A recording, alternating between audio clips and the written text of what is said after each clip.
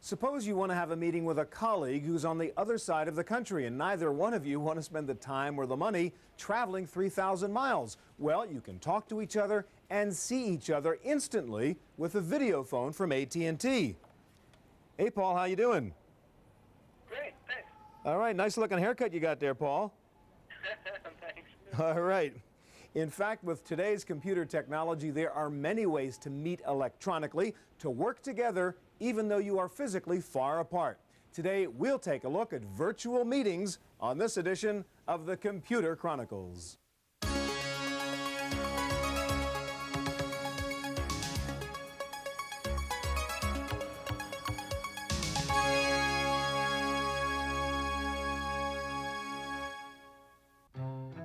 Computer Chronicles is made possible in part by Hewlett-Packard, working with industry leaders to ensure compatibility across the board and across the network. HP PCs, you're looking at partnership in a whole new light. The Computer Chronicles is also made possible by the Software Publishers Association, providers of educational materials to help manage software. Don't copy that floppy. Welcome to the Computer Chronicles. I'm Stuart Chaffee, and with me today is Elliot Gold, publisher of the Telespan newsletter and an expert in this field of video conferencing, which we'll be talking about today. Elliot, before I ask you about your stuff, I want to show you something neat here. This is the new Magic Link PDA from Sony, and if we're talking about virtual meetings, this is sort of a virtual environment. I've got my little virtual town, and I can go into my virtual home office and go to my virtual desk, in fact, and if I wanted to put together a meeting, I would just tap on my date book. Say I wanted a new event in my date book. What kind of event? I would say it's a meeting event. And once I clicked on that meeting thing and answered all the questions that come up here, this could automatically use an intelligent agent and notify the other people on this network and change their calendars for the meeting I wanted to hold. So it's kind of cool. Let's talk about your stuff here. This is one solution called Vivo 320. And first of all, go through the components of this video conferencing solution. Okay, the desktop video conferencing systems come with a camera which can be attached to your PC or can be standalone. This one happens to have a privacy shade on it. It can be tilted down for a document camera. Alternatively, there is a product that can be put on top of the camera or on top of the PC monitor. It has Velcro, so it can be used that way. It's very easy to attach. Because it's a communicating product, it has a modem, which is an ISDN board. You still require video capture boards, so there's a video capture board. But all of the video compression, management, and the audio coding is done in software. All right, now what's the standards issue here? If I have a system like that, can I assume I can have a video conference with anybody else out there with another system? Absolutely. This product runs in 320. A lot of the systems that are being shipped for personal products do run in 320. That's an ITU standard. There's 40,000 rooms you can communicate with. There are alternative and competing standards because it's a new market and you've got about 50 products out there. New market, but in fact this is one of the fastest growing desktop applications now, isn't it? 20,000 systems this year, 100,000 installed next year, and by the end of '96, 350,000 systems. Wow. Okay, today we'll look at several ways to conduct a virtual meeting, including Intel's Proshare, OmniShare from Hewlett-Packard, and Share Vision from Creative Labs. One of the major issues in desktop conferencing is the cost of interconnecting your computer to the other guy's computer. One attractive solution is a software package called CU-See-Me, which uses the internet for the highway. Is there a lot of kangaroos there? I'm sorry to disappoint you. We don't get too many kangaroos in the inner city. This is what your computer screen could look like if you were connected to the internet with CU-See-Me, a free software program for worldwide video conferencing. You shouldn't expect stunning image quality or audio clarity, but for an unbeatable price, CU-See-Me will let you meet people from around the world face to face. There are, of course, thousands of people in universities and research institutions and more commercial places these days that sit in front of a fairly powerful computer on their desktop with a pretty good connection to the internet. And so starting a couple of years ago, the idea we had was that maybe we could make desktop video conferencing happen with nothing but software. You now have, I think, it's hard to know, but thousands of people around the world who are able to be, at a moment's notice, in touch with each other wherever they are.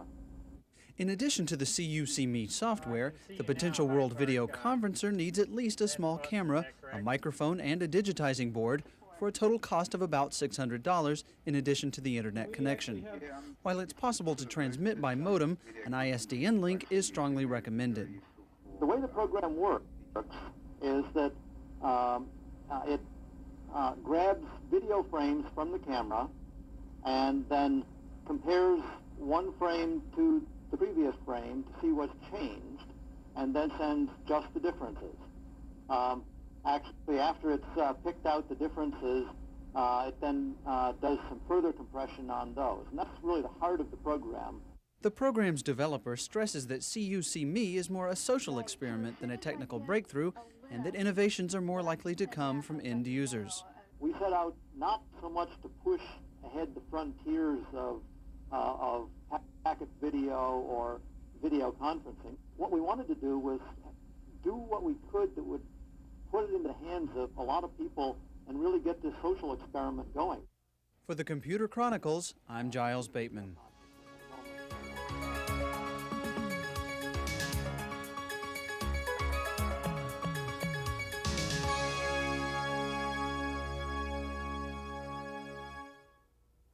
When we think about virtual meetings and desktop video conferencing, we tend to think about looking at the person we're meeting with. But the important thing to be looking at for both parties is the stuff they're talking about. That's the focus of OmniShare from Hewlett Packard.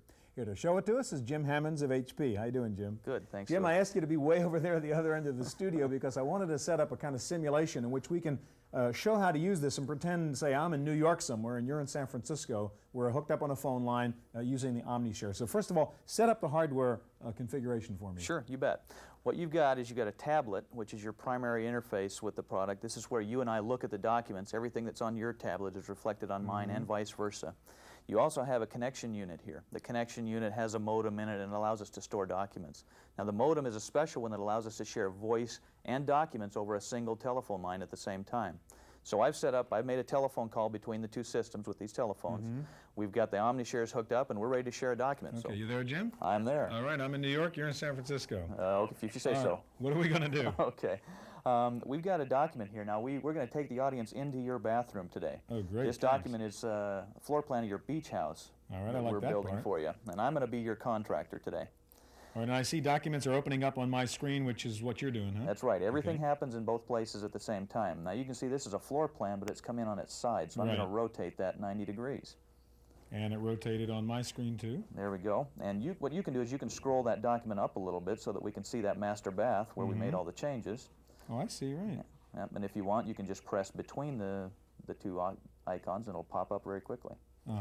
Okay, so like that, for example. Oh, gotcha, okay. Now I'm going to select our thick pen, and as you saw, that tile seat that you wanted in the shower we put in. Looks good. We put in that 37 by 72 Whirlpool tub that you wanted to have. And the lavatory, and you wanted that extra lavatory in the bathroom. No, Jim. I wanted the lavatory over here in that part of the room. Okay. Well, we can do that, but you see there's a vanity over there. So if we do that, we're probably going to have to move the vanity over here. Will that be all right? Sure, that's fine. Okay. I'd ask for a sauna in this bathroom. Jim, I don't see my sauna. Well, we had a couple problems with the sauna. We really couldn't decide where to put it. Now, we thought about putting it over here, and then putting a little door into it from the shower. What do you think about that? That's a pretty dumb idea. I got to walk through the shower to get to the sauna. Bad idea. All right, well, let me erase that then, and we'll take those lines out of there. Yeah, let's see if we can come up with a better solution than that Let's see. We've got, I'll tell you what, let's maybe rotate that tub so it's facing the other way. I see that. And the saunas are typically long and thin, so what we can do is put it in here, extend that wall out a little bit, put a little door there, and maybe make a glass window facing the tub.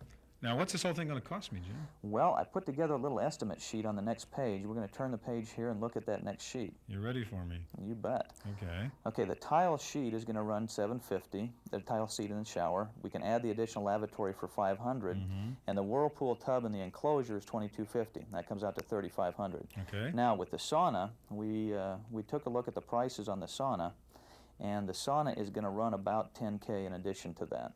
No way. Way too much, Jim. I'll offer you $7K for that sauna. Well, I'll tell you, we really can't do it for less than about $8.5. All right, you got a deal. Okay, that's going to put us right at $12K total. Okay, I can see your total there. All right, looks Okay. good. Let's tell you what. Let's have you sign off on that, and I'll get started on Uh-oh, so construction you're going to have today. my signature where you are now, right? Right over the telephone. So I've just committed to this 12K. We're ready to go. All right, looks great. Thanks, Stuart. All right, couple of questions, Jim. You bet. First of all, I don't have a PC over here. You had one at your end. Does that matter? Well, the PC is used to load documents into it. You don't need a PC. You don't need a Macintosh. The product is designed to use with anybody who has just a telephone line and a power cord. You don't have to have any other devices. And again, this was just a standard analog phone line that was doing our voice and the document at the same time. We take the voice and the data, push them together, and put them out over that telephone line. Great. Thanks so much, Jim. You bet. All right, while OmniShare lets two people work on a document simultaneously, some teleconferencing systems simply create a common place for information to be shared at different times. Lotus Notes is one example of this approach. Another example is a new software package called Crossties for Workgroups. Industry analyst Andrew Siebold publishes 2 newsletters from a remote office nestled in the Redwoods just south of San Francisco. His compact home office makes it easy to communicate with his small staff, but he still finds a need for software that manages and directs information to the right place. Well, I don't think you need a mass of personnel. I mean, there are a few of us in this office, and yes, we can walk across the office and talk to each other, but in the pressures of business during the day, if I'm on the phone with a client and I have a list of to-dos that are generated from that, I'm not necessarily the one that's going to take care of all of those to-dos. One might go to the assistant, one might go to our finance department, one might go somewhere else. So if I enter them in to the program and then distribute them over the computer network, that means that, oh, I didn't forget to tell somebody something, and it actually gets done.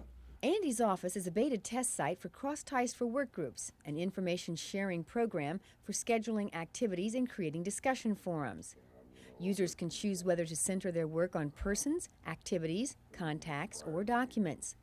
The program treats all the information categories as objects, linking them together so the right people get the right information.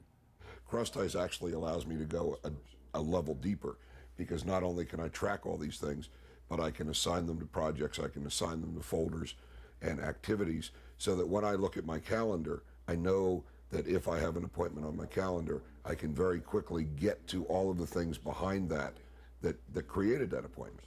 Siebold has watched the trends come and go in the computer industry for 15 years, and he thinks virtual meetings, including voice, documents, and video, are more than a fad. On the other hand, he has serious concerns about network saturation. I think it's an issue, and I think it's an issue that people have not addressed well enough. A network, whether it's the internet, whether it's a local area network in a building, whether it's a wireless network, it doesn't matter. There's a certain amount of bandwidth, there's a certain amount of bytes you can put down that pipe, and at a certain speed. There is a danger that if you treat it as an unlimited resource, and what's really interesting about all of them is you keep pushing material down it, you keep stuffing bytes down, and you don't really notice a difference until all of a sudden the system comes to its knees. For the Computer Chronicles, I'm Victoria Smith.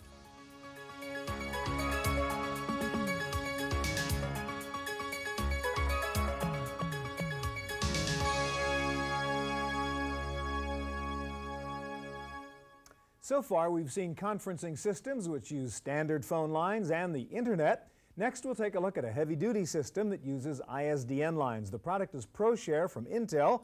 Here to show us Proshare is Michael Brook. Michael, tell us about Proshare and in what situation you'd be using it and what scenario we're going to use right now.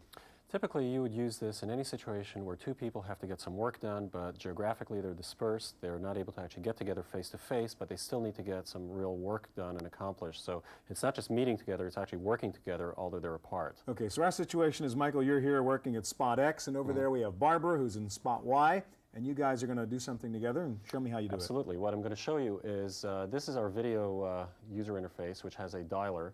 I have an address book, but I've also got a speed dialer, just like you would in your telephone. So you're literally going to call her up? I'm literally going to call her. We've got the phone interface right here, and I hit the dial button, and it's ringing over there right now and connecting. Now, because it's using ISDN, the connection is very, very fast compared to regular analog modems. It's virtually instantaneous. Hi, Michael. How are you today? Great, Barbara. How are you? Good.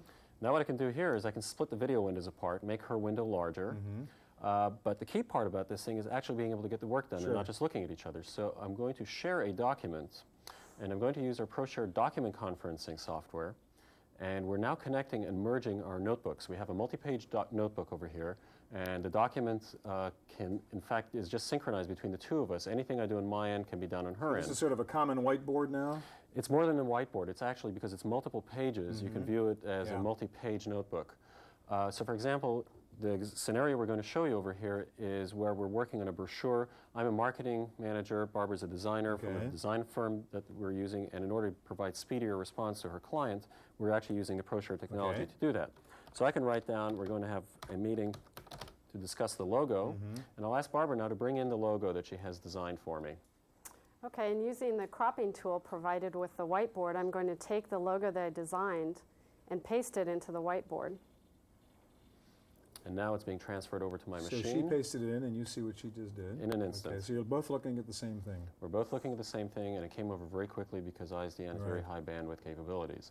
Now what we can do, once it's here, we have the ability to use a variety of tools to actually highlight an object which is in there, or add text, or I can even point to something. As you can see, we both have different pointers. I have a red pointer, and Barbara has a green pointer. What Barbara's doing is green, yeah. So we can point things out to each other on the screen because we can't point with our finger. Yeah. Now, Barbara, I think what we really need, I like the logo, but I'd like kind of like a real snappy phrase or catchphrase that goes at the bottom of it. I thought of a byline. What do you think of this? I like it. I just think we need to have it centered so you can see we can actually move objects around. So and she entered it, but you then grabbed it and actually moved it. And I could even edit it if I wanted to and change the text. Now, the other point that I wanted to show you is the fact that right now I've shown you a single object, but as I said earlier, we've got multiple pages. I can actually go to more than just a single page, and in this case, to show you that, I'd like to bring in a brochure and ask Barbara to bring in a multi-page brochure that we can then be looking at and reviewing together. Okay, now I'm going to import a Microsoft Word document using the print capture command, and I'm going to paste that into the whiteboard. And right now it's being transferred over to us as it's being generated at that end. At the side here you can see some tabs. The tabs indicate the number of pages and which page we can move to any different page. So right now we're on the 4th page. I can add a page if I wanted to. And as you can see here, on the 3rd page the brochure is still being transferred. And I can go to the last page as well. Now, I like this section over here. I'd like to move that to the top because this talks about a free offer. So why don't we move that up and place it at the top of the brochure? Okay, this one will be moved up. Yes.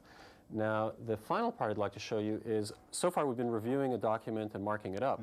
The part that you can also do is if you need to change something together, we can actually share an application. Take, for example, we want to look at a presentation and I want to review it and make some edits.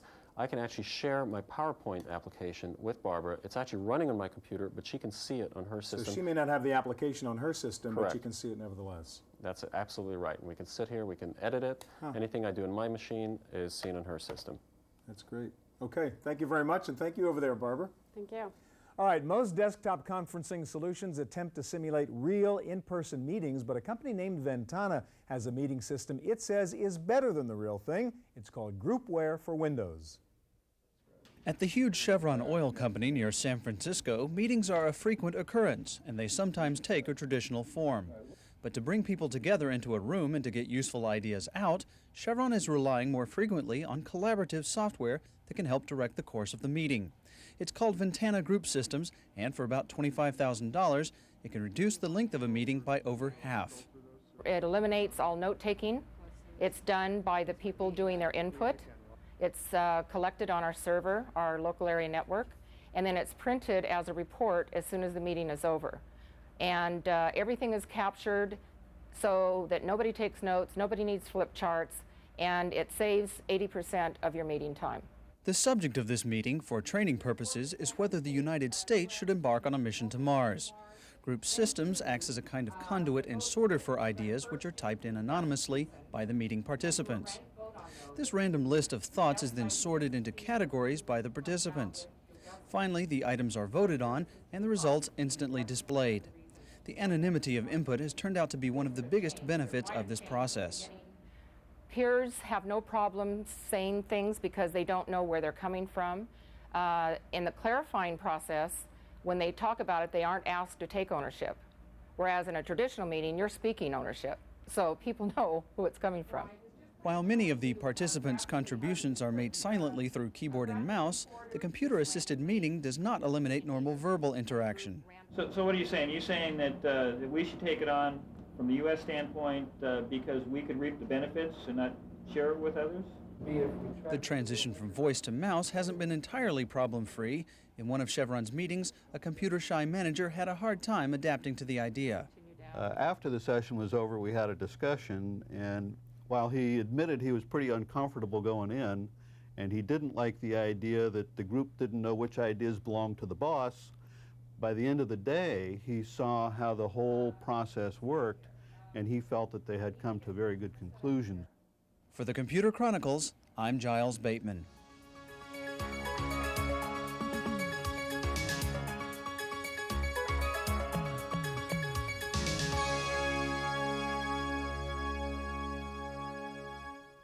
The ideal video conferencing solution would let you share audio, video, and documents in real time using standard analog phone lines. That's the promise of ShareVision PC3000 from Creative Labs. Here to show it to us is David Crilly. That really does promise an awful lot. How do you guys do it? It really works. It's super compression. What we've got is a system that works over a regular telephone line, as you said, and it's a complete hardware and software setup. All right, so we're on live right now with a colleague of yours, Ted, over in Palo Alto, right? That's right. Show us the kinds of things you can do now using ShareVision. Okay, we've got audio and video, obviously. Hi, Ted. How you doing? Hi, David. How are you? Good, Okay. thanks. Hey, Ted, let's take a snapshot of something you've got back there at your house. You've been playing a great game. Let's see what it looks like. That's right. So Okay. you're going to capture. Too. You're going to capture a still of Ted and that box right now. That's right. I've just taken a snapshot. There's a file transfer happening right now. Okay. And we'll have a picture of him on screen. And there we go. And we're actually sharing this between the two parties as well. So, for example, I can open this up and mark it up and say, this is great, but let's say we're working on a package design. I need this to go down here, and you can see that in real time. And you now have that file in your machine now. That's exactly right. Okay. We can both save that to our PCs. All right, how about actual file sharing, where you'd want to just send something like a CAD file or something like that and work on it together? All right. Ted, why don't you send me that picture you have in AutoCAD? Okay, sounds good. Now, he's opening up a whiteboard. And what he's going to do is actually print something to his whiteboard. Now, you may have noticed that opened up on screen without us doing anything. He opened that up on his side. So Ted did it at his end. Exactly. And then he's printing that instead of to the printer to the whiteboard, and we'll actually both be able to mark that up. It's an AutoCAD file. Yeah, and I see the system sort of holds off on the video while you're shipping data, so you can squeeze all this through the phone line. Exactly right. All right, so the video's back, and there's the AutoCAD file. Exactly. Now, can you guys both interactively play with that picture? Exactly right. So let's say, for example, that Ted and I want to work on a certain weld in a certain joint here. We can both indicate this with our pointer fingers, and I can zoom in on that, and I can say, Ted, as our contractor, I want you to take a look at this weld joint right here. I don't feel too good about what I've been hearing from engineering. I need a report on that joint right there. Now that yellow finger is Ted pointing? That's exactly right, and here's mine, so we can both indicate exactly what we mean. Okay, so you each have a cursor on the screen there. Exactly, we both have a cursor. I can use my cursor in this mode to put in a little post-it note, and I want him to check this weld out. And that's something that is saved to the file, and you can open that up later on. All right, how about application sharing? Can you both actually work inside a spreadsheet or something? Yes, we have application sharing as well as a whiteboard. So I'll close this up, and I'll initiate application sharing mode by going to this menu here. And I can share any application that's running right now on my PC. In this case, I'll share Microsoft Excel. So you're opening up Excel on your PC. That's exactly right. And what's Ted seeing right now? As this is redrawing on my PC, it's also being redrawn on his. So he sees this graph and this spreadsheet right now. He sees this entire Microsoft Excel window. Does he need Excel on his machine? No. So I'll put his video window back up on top to keep track of him. So Ted's still there? Exactly right. Still kicking, Ted? Yes. Okay. Let's see. Okay. Let's take a look at this number. That looks a lot of... So Ted is now working on the spreadsheet which you opened up on your PC, and he'll be able to change numbers in there? That's exactly right. That's what he's doing right there. As a matter of fact, his cursor is moving about, typing in new numbers. He just changed a number, and that changed our chart. And he can see everything I see here as well. So, Ted, this number here looks a little unrealistic. I'll change that to, let's say, 400 even, and you can see that happening in real time. That's pretty cool. Ted, thank you very much. Thank you, Ted. You're welcome. What does ShareVision cost? How much are you selling it for? $1,600. Okay, not too bad. Thank you very much. Thank you. All right, that's our look at virtual meetings and video conferencing. Remember, if you have any questions about anything you've seen on today's show, if you'd like to suggest topics for future shows, talk to us online on the Computers on Television forum on CompuServe. The command is Go Chronicles. I'm Stuart Chaffee. We'll see you here next time on the Computer Chronicles.